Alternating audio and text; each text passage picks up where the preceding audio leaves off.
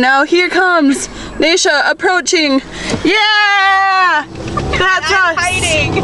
And Jessica is hiding underneath this blanket here because we don't want nobody to know that she is with. She's a surprise. So, Jessica read me the directions wrong.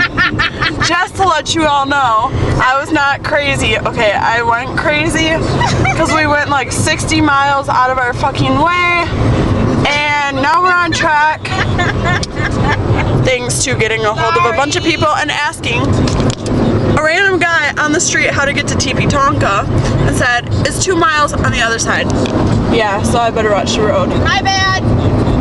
So now we are headed in the right direction. This is part 3 of the video of Sarah and Jessica and our fucked up road trip beyond fucked up.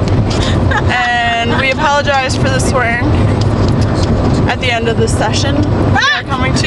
Ass. Have a good rest of the day. Peace out.